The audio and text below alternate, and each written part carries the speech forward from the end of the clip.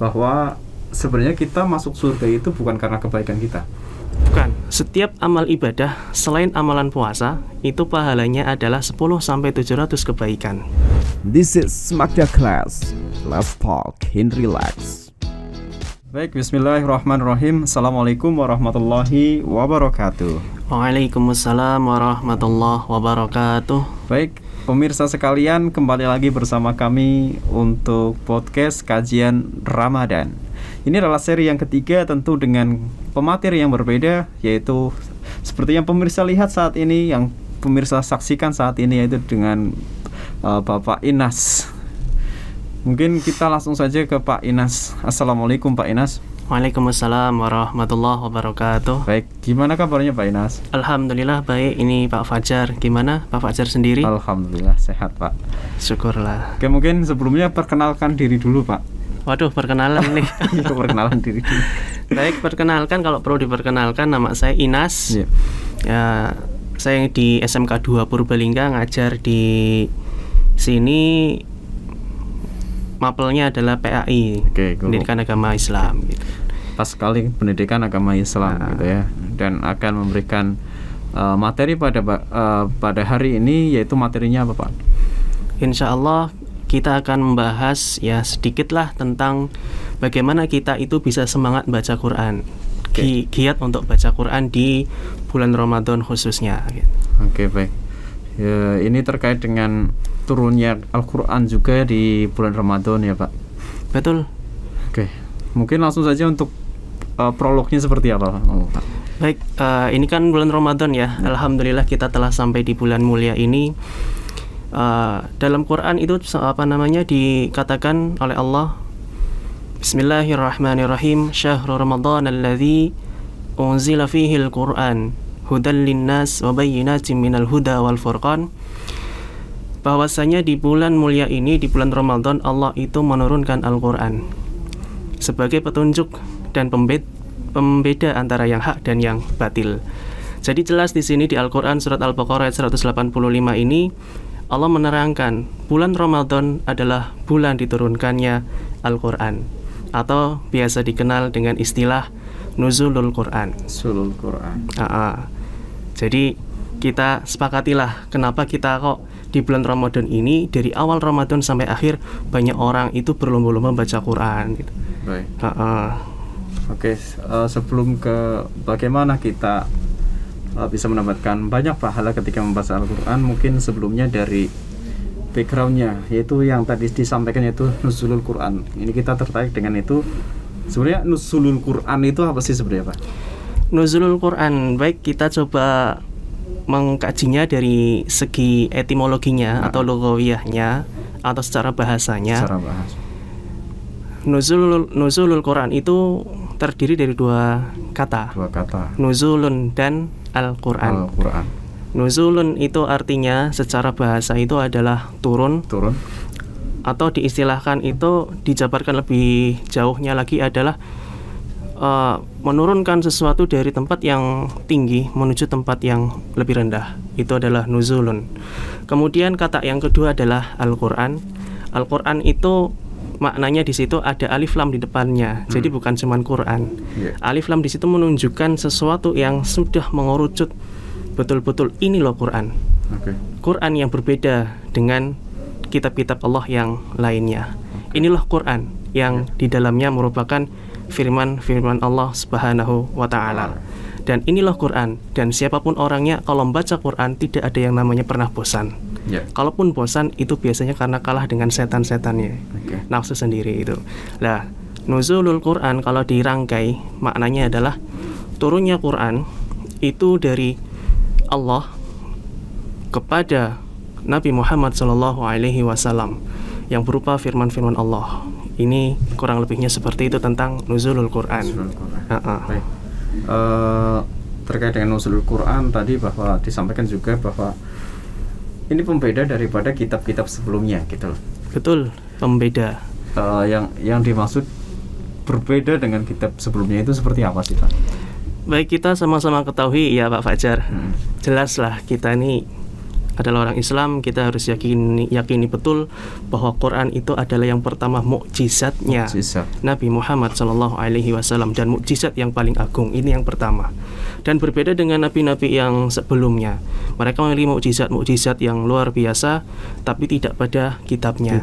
Kitab mereka itu, nabi-nabi terdahulu, hanya sebagai pedoman pegangan mereka untuk diajarkan kepada kaum-kaumnya. Hanya untuk kaumnya ini. Sementara untuk yang Quran ini, selain sebagai mukjizat Nabi untuk mengalahkan lawan-lawan Nabi, juga sebagai panduan, sebagai panutan, baik dari zaman sebelum Nabi, pada zaman Nabi, maupun setelah pada zaman Nabi SAW. Dan perbedaan yang berikutnya adalah bahwa Quran ini jelas-jelas Allah itu tekankan, berbeda dengan kitab yang lain, adalah bahwa Quran tidak sedikit pun berubah dari awal diturunkan sampai nanti hari akhir.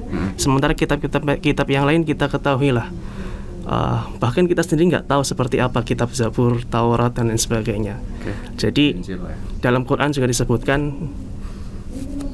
Inna nahnu nazzalna dzikra wa inna lahu lahafidun. Sesungguhnya kami ini menurunkan Quran dan kamilah yang menjaganya. Seperti itu Pak Fajar kurang lebihnya. Baik. Tadi menarik bahwa kitab-kitab sebelumnya itu ada perubahan untuk saat ini gitu ya, yang masih digunakan. Seperti ya, kita tidak perlu menyebutkan ya bahwa ada perubahan dalam kitab tersebut, ada pembaruan atau amandemen. Betul. Kalau kita bisa cermati bahwa di situ adalah menunjukkan bahwa kitab itu belum sempurna. Kenapa belum sempurna? Makanya dia amandemen. Betul.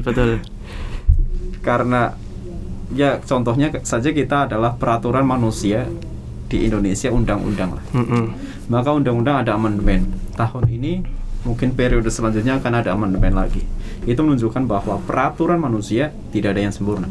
Hanya peraturan Allah Subhanahu wa taala yang ada dalam Al-Qur'an yang sudah sempurna, tidak ada amandemen sekalipun, dan Allah sendirilah yang menjaganya supaya tetap sama gitu ya sampai pada hari akhir nanti. Iya.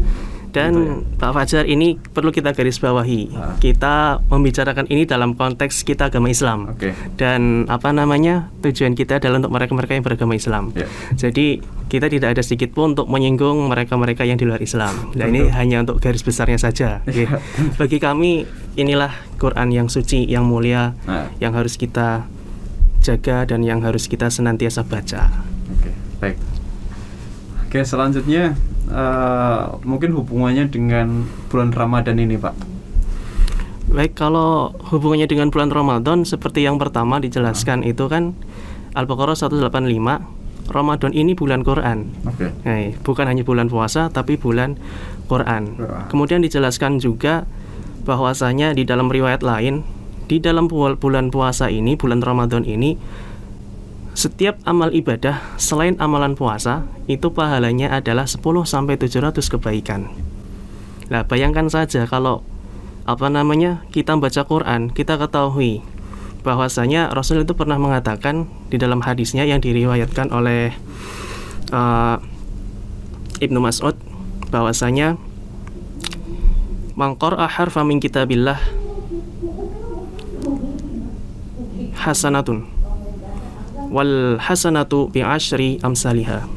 Artinya adalah siapa orangnya yang membaca kitab Allah, yaitu Al-Quran, itu dia mendapatkan kebaikan. Satu kebaikan.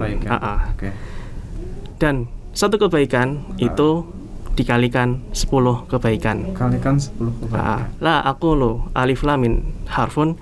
Saya tidak mengatakan Nabi nggak mengatakan alif lam mim itu satu huruf, walakin akan tetapi alifun harfun, walamun harfun, wa mimun harfun.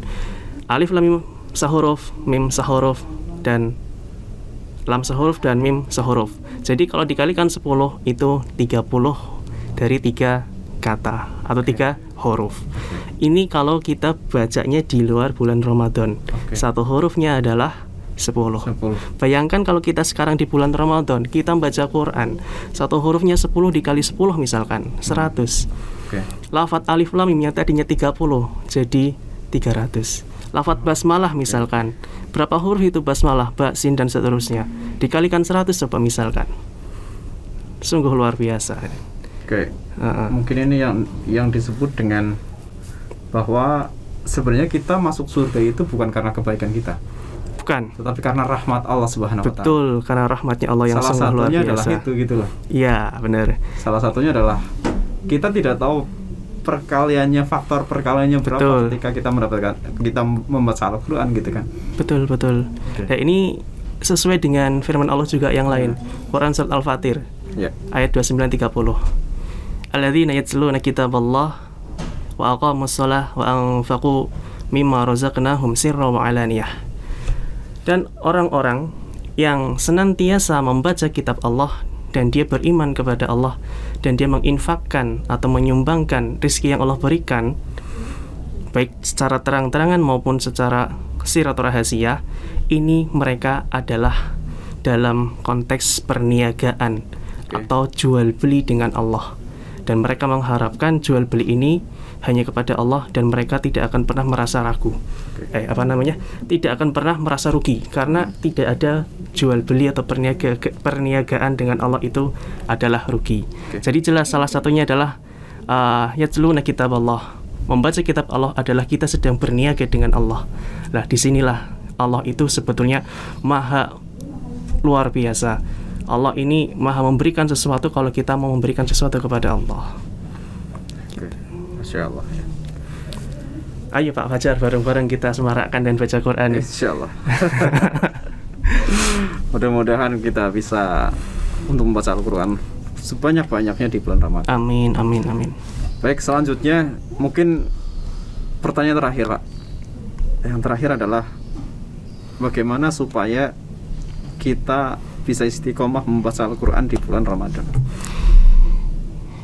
Insya Allah begini. Yang pertama adalah kita ketahui dulu apa sih keutamaan bulan Ramadan, keutamaan dari membaca Qurannya. Ya, ini harus kita pahami dulu. Kalau nggak salah sebelumnya juga sudah pernah dibahas masalah keutamaan untuk Ramadan ini sama guru-guru kita semua. Dan sekarang kita akan bahas tentang keutamaan Qurannya, ya kan? Tadi sudah dijelaskan bahwa kita harus tahu bahwa Quran itu kalau kita baca, apalagi kita pahami artinya, pahami maknanya, bahkan tafsirnya, itu sungguh luar biasa bagi kita. Pahalanya sungguh banyak sekali. Dan saya tekankan lagi, dari Aisyah ini, hadis dari Aisyah itu mengatakan orang yang membaca Quran dan dia itu pandai, dia itu mahir, dia itu adalah ahli dalam Qurannya, maka dia nanti Allah akan tempatkan bersama para malaikat Allah yang mulia. Nah, jadi ini untuk yang mahir. Nah, mahir di sini maksudnya adalah mereka yang pandai baca Quran, mereka yang hafal Quran, dan mereka yang senantiasa memahami makna dan artinya. Jadi mereka nanti akan ditempatkan oleh Allah bersama para malaikat yang mulia. Kemudian di lanjutan hadisnya itu dijelaskan juga bahwasanya bagi orang yang terbata-bata nih, yang susah untuk membaca Quran, ya, jangan enggan untuk membaca Quran. Ayo tetap kita baca Quran, tapi harus belajar. Karena Allah di sini memberikan 2 pahala. Yang pertama pahala belajar Quran, dan yang kedua adalah pahala yang pertama dia pahalanya membaca Quran, yang kedua dia pahala belajar Al-Quran. Nah, ini salah satu keutamaannya. Gitu. Jadi supaya kita bisa istiqomah adalah kita harus paham dulu apa keutamaan daripada kita membaca Al-Quran. Ya. Apa yang akan kita dapat ketika kita membaca Al-Quran. Ya. Itu dari segi kita paham dulu gitu. Kita paham dulu gitu. Dan yang kedua kita harus betul-betul niat. Dan sungguh-sungguh. Jangan sampai kita hanya sekedar formalitas belaka, tahu tapi kita ya ikut-ikutan gitu. Sekarang kan banyak itu anak-anak lomba-lomba baca Quran, cepet-cepetan, keras-kerasan gitu kan. Tapi mereka lupa bahwasanya niatnya ngapain dia baca Quran. Untuk siapa gitu. Menarik. Mungkin kita flashback lagi pada materi sebelumnya, yaitu 2 syarat daripada diterima suatu amal. Yaitu ikhlas dan sesuai dengan ilmu. Rasulullah sallallahu alaihi wasallam. Harus ngikutin ilmu. Ittiba Rasul. Rasulullah sallallahu alaihi wasallam. Oke, mungkin itu saja atau ada lagi dari Pak Inas monggo. Ada sedikit tambahan sih. Oke, sebetulnya. silakan. Ini untuk menguatkan aja kalau kita kalau baca Quran itu Allah sanjung-sanjung. Bahwasanya Allah berikan kita perumpamaan. Ya.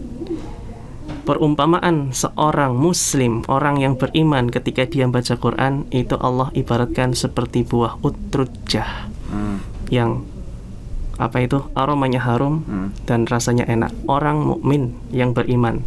Jadi ini menunjukkan bahwa kalau orang beriman dia baca Quran, baik dari luarnya, zahirnya maupun batinnya dia baik. Dia bisa menyebarkan keharuman keimanan dia. Ini Allah puji dia dari perumpamaan buah utrujah. Kemudian perumpamaan yang berikutnya adalah orang yang baca Quran, orang beriman yang baca Quran, orang beriman yang tidak baca Quran itu diumpamakan seperti buah kurma. Nggak ada baunya itu, rasanya nggak ada, tapi rasanya manis, enak. Nah, berikutnya diumpamakan juga oleh Allah. Ini bukan orang beriman, tapi orang yang munafik. Orang munafik dia baca Quran. Allah katakan dia seperti buah raihanah. Apa itu? Yang rasanya itu apa tuh? Aromanya itu harum, wangi, tapi rasanya pahit. Dari luarnya orang munafik itu, orang yang suka baca Quran, Allah itu umpamakan seperti buah raihanah. Dari luarnya kelihatan bagus, kelihatan alim, apa-apanya itu kelihatan wah gitu kan, bagus baunya gitu. Tapi ternyata hatinya di luar daripada itu semua, menafikan semuanya. Dan yang terakhir, ini adalah perumpamaan Allah kepada orang munafik yang enggak baca Quran. Seperti buah Handhalah. Hamdulillah. Seperti nama orang ya, Hamdulillah. Kalau buahnya itu seperti buah semangka. Tapi kecil, lebih kecil, dan kalau dibelah itu dalamnya putih dan rasanya pahit. Nah, ini buah Handhalah adalah nggak ada baunya sama sekali, nggak ada apa-apanya, dan rasanya pahit. Ini loh orang munafik yang nggak baca Quran. Jadi mari kita mau pilih yang mana nih, buah utrujah, kurma, raihanah atau Handhalah. Oke, silakan tinggal pilih kita aja. Sebagai buah apa gitu ya. Nah, mudah-mudahan kita bisa masuk ke dalam kategori perumpamaan yang utrujah. Amin. Gitu Pak Fajar. Baik, terima kasih Pak Inas. Mudah-mudahan kita bisa berjumpa lagi untuk kesempatan selanjutnya.